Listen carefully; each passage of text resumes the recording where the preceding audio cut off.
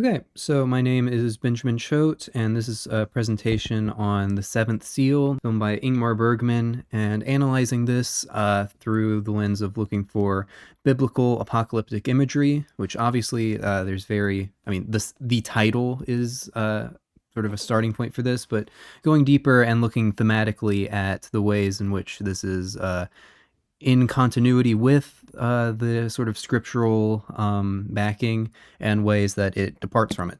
So, as an introduction, we can't really talk about the Seventh Seal without talking about Bergman himself. All of his work is very much involved in his life as sort of that first real movement of the sort of auteur theory of the director very much being involved in the idea of making the film. So, especially going through his childhood and upbringing and looking at how that informs these very thematic focal points that show up in all of his work and especially in The Seventh Seal, just sort of going in as an introduction to some of the plot, the basic premise, and then connecting that to the book of Revelations, and reading some relevant passages of the scripture.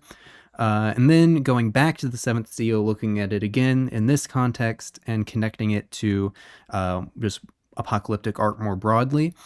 And then bring it all together, conclusions on Bergman, Revelations, and the apocalypse that the film presents, ways, again, which this is in continuity with the scripture and making its own statements. So, Ingmar Bergman was born 1918 in Uppsala, Sweden. He had a very prolific career, directing over 60 films, dying in 2007.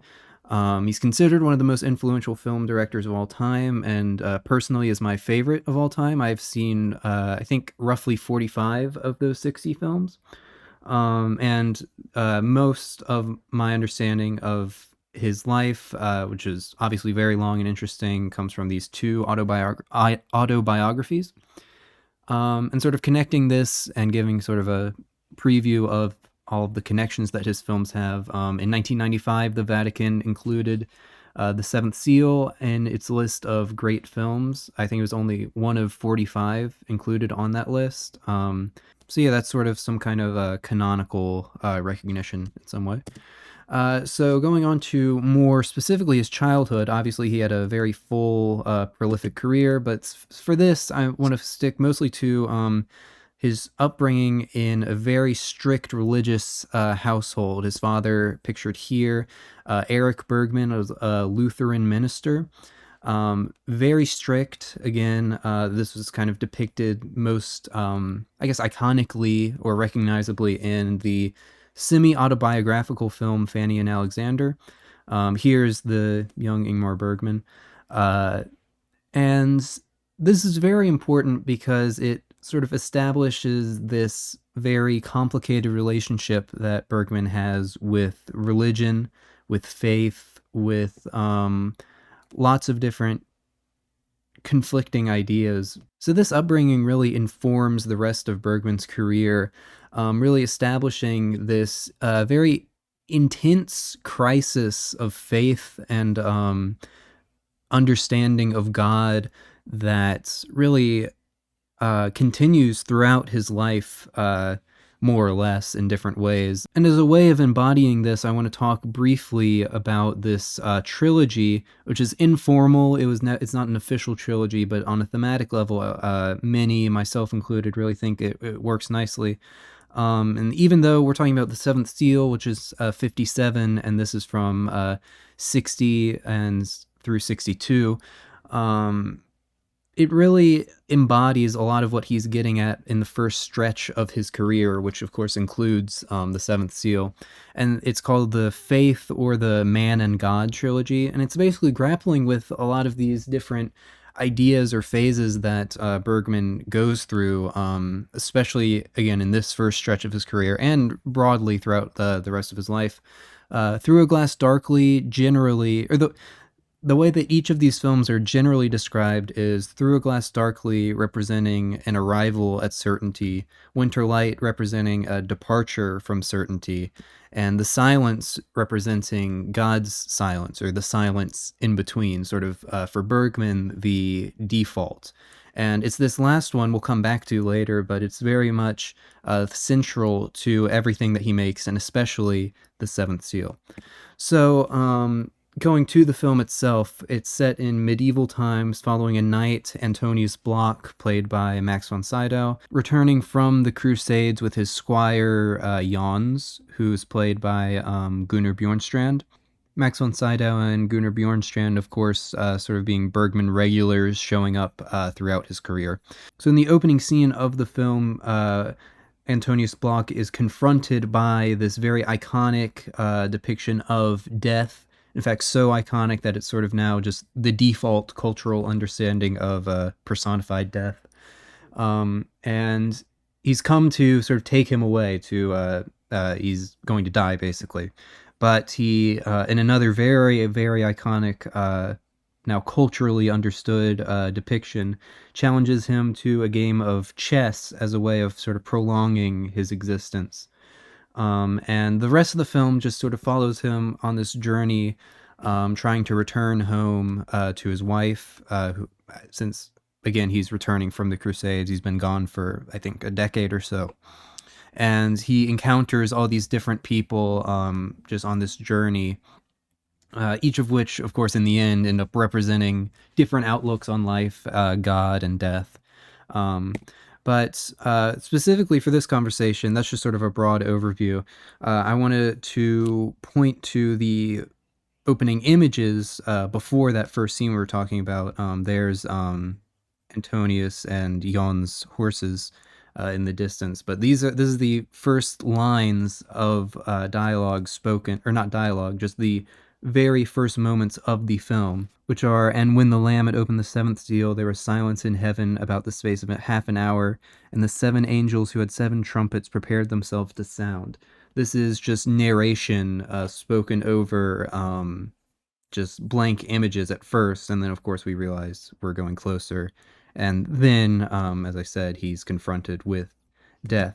So this is probably obvious to people familiar with Revelations. Obviously, there's the name of the title, but this is a version of Revelations 8. And obviously this is spoken in Swedish, so there's kind of a translation thing. And then obviously in English, there's so many different translations. Here I have... I included the King James Version just because that's sort of culturally the most understood English one. But I included here the New Revised Standard Version, updated edition, because I think, from my understanding, that's sort of the most accurate English one. So just to read through this whole section, now understood as being the opening of the film, but also from the book of Revelation. When the Lamb broke the seventh seal, there was silence in heaven for about half an hour. Then I saw the seven angels who stand before God, and seven trumpets were given to them. Another angel with a golden censer came and stood at the altar. He was given a great quantity of incense to offer with the prayers of all the saints on the golden altar that is before the throne. And the smoke of the incense with the prayers of the saints rose before God from the hand of the angel. Then the angel took the censer and filled it with fire from the altar and threw it on the earth, and there were peals of thunder, rumblings, flashes of lightning, and an earthquake. Now the seven angels who had the seven trumpets made ready to blow them. So again, it's kind of unclear if this is specifically Revelations 8, 1, and 2, or if it's Revelations 8, 1, and then also 6. That's how it kind of reads with this, but obviously this is a version of a Swedish Bible being then translated back to English for the sake of subtitles, so it's kind of unclear exactly which ones, but either way, it's this section being relevant. And again, I wanted to go back to the silence quickly, because obviously here we have a very direct statement of what appears in almost all of Bergman's films. There was silence in heaven for about half an hour, this idea of God's silence. And in this case, silence before the ushering in of the apocalypse through the seven trumpets. So to elaborate on that, basically, just as a very quick overview from my understandings, which obviously there's very, very differing understandings throughout centuries. So more broadly, there's 7 angels, 7 seals, and the 7th seal bringing in the preparing of the 7 trumpets, which in sequence essentially brings in the biblical apocalypse as or the 7 trumpets bringing in the apocalypse in the sense that this is the part that destroys or brings in the most destruction of the most people. Each of the trumpets bringing in a different level of destruction, and each of the seals being commonly understood, or each of the seals being different events commonly understood as sort of different things that would have to happen before the actual apocalypse happening. So, in the context of the film's opening, looking back at this, we see a narrator talking about the opening of the 7th seal and the 7 angels preparing to sound, as in, this is the beginning of the apocalypse and also the beginning of the film. So, looking at this as the apocalypse. So, another element of the film that I have not mentioned, which is very relevant to understanding this as apocalyptic media or apocalyptic art, a very strong presence of the Black Death in sort of the context of this setting. It's not just the Black Death, it's Antonius and Jan's returning from the Crusades, which they view as this very futile, meaningless effort that they feel that they were sort of tricked into going, and returning from that to find this mass spread of this sort of incomprehensible, massively destructive disease, the Black Death. And throughout the film, of course, there's discussions of this being punishment from God. I think even explicitly stating this idea of it being a embodiment of the end times, or the ushering in of the end times, as sort of a precursor to the 7 trumpets. I think even one of the seals being sickness. So overall, this is very much being viewed in apocalyptic terms. They're returning from a futile effort to a home that is now unrecognizable, and struggling with this idea of God's silence, or of this being part of some kind of divine plan, and this is their punishment, essentially. And this goes to the omnipresence of death, both being a character and just death itself. There's a great scene in the film, which I couldn't find very many images of, where Antonius goes to a church and makes a confession to what he thinks is a priest, I guess, but of course was death just in a hood the whole time. And it's this idea of death being sort of around every corner, and God's silence being sort of filled with this omnipresence of death. And so, of course, this goes back to the struggle with God's silence. And another key factor being that death is not providing any answers, even though he's literally embodied in this kind of thing.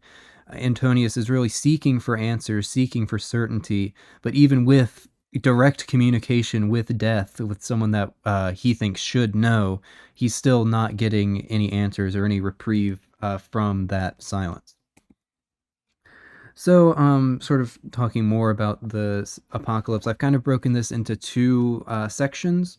I've talked a bit about this section before, the idea of this literal apocalypse with this divine plan kind of unfolding in a way that is beyond any of the characters, this being a sort of judgment from God onto their sort of unworthiness.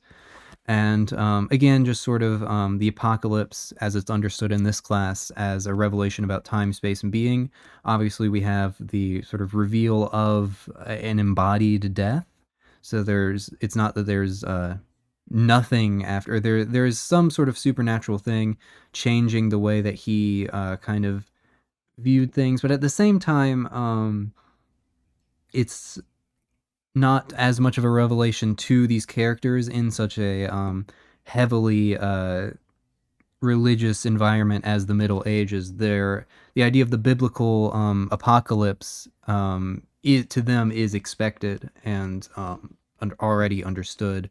But then I also want to talk more about the non-literal apocalypse section, this idea of sort of the film's more thematic side, dealing more with Antonius's search for answers or for meaning, and the sort of futile attempt to find some kind of certainty, being faced with the universality of death, with this idea that he has to die, even if he's just prolonging it by playing this game of chess, which of course the game of chess being kind of this microcosm of the game of life, it being this kind of very cynical thing, but trying to struggle against that cynicism at the same time. It's very much not stating any definitive answers, even with taking the film as itself. I mean, I think thematically, the film is in as much of a crisis as the characters are, which, again, when I say the film, that of course means Bergman.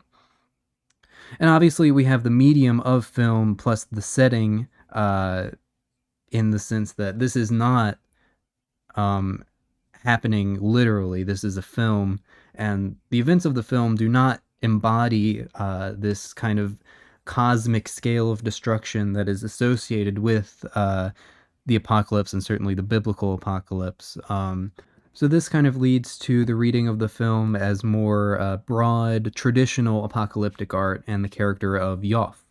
Yoff and his wife Maria and their little baby Mikhail they're part of a traveling circus. They're performers that are very much sort of laughed at, obviously as sort of clowns, uh, right, as their job, but also just as people that aren't really uh, trustworthy or aren't really to be taken seriously, and especially so with Yoff. But then there's this continuity in all apocalyptic art of the role of this seer or some kind of prophet. And very early on in the film, we see Yoff having this vision when he's alone of the Virgin Mary. And again, I couldn't really find many pictures of it, but she's walking a little baby Jesus is supposed to be the implication. And of course, he tries to tell other people that he's seeing this vision, and they laugh it off, saying that, he's said this multiple times.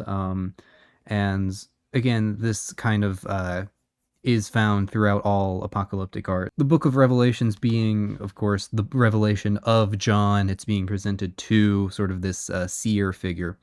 And so as the film progresses, Antonius interacts with them, or he encounters them, and they sort of end up joining him after having this really nice moment for him of just having strawberries and milk, and just sort of escaping this crisis that he's found himself in, escaping this constant battle with death, the Black Death, all of this darkness surrounding him, God's silence, and just enjoying this very human moment with these three, and sort of Mikhail especially embodying this kind of hope that he has for life as opposed to the death and the silence.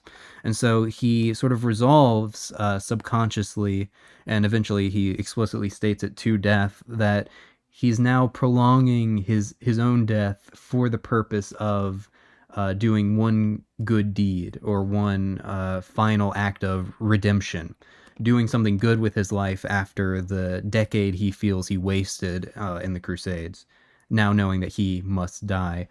And for him, that redemption ends up being in the sacrifice of him and his group, in order for the three of them to make it out of this sort of metaphorical storm.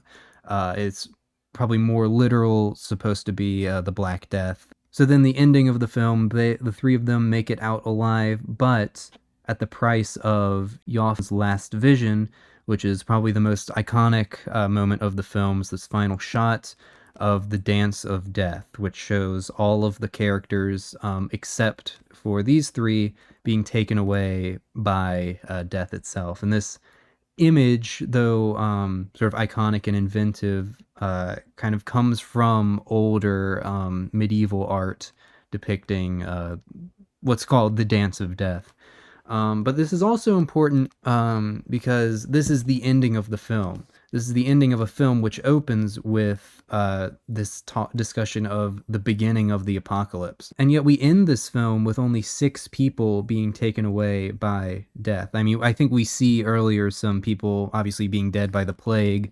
There's lots of implied death, lots of it's the medieval time, so we understand that lots of people are dying, but the ending of this film and sort of the culmination of everything that's been happening is this kind of sacrifice of only 6 people. So this is kind of a distinction, what I call in scale, in that we're not ending with uh, the destruction as we sort of understand being brought on by the trumpets, or being sort of all of this chaos and complete undoing of everything as is associated with the apocalypse. It's very much smaller, which sort of brings me to the conclusions I want to make about the film and its relevance to Revelations 8:1 through 6, or maybe just 1 or 2.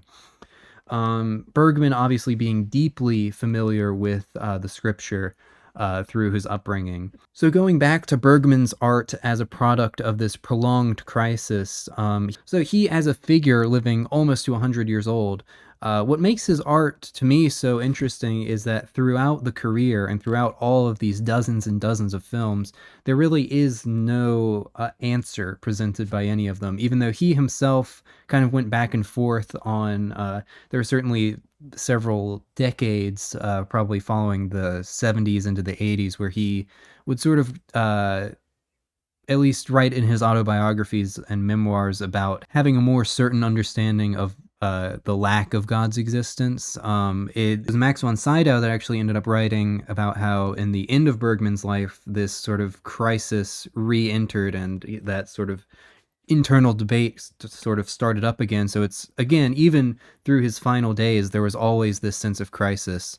And really what this film presents, and the apocalypse in the film, is more of an internal thing of questioning one's own existence and one's own role in life and in death. Because we see with the ending of the film, it's just this core group of characters, which each of these characters themselves being differing degrees of sort of, for lack of a better way of putting it, good to bad. In fact, I'm pretty sure this is organized in such a scale of Antonius sort of redeeming himself through the sacrifice to save them, through this character who is sort of just a very selfish, bad person. So again, they're all taken away in one group, though.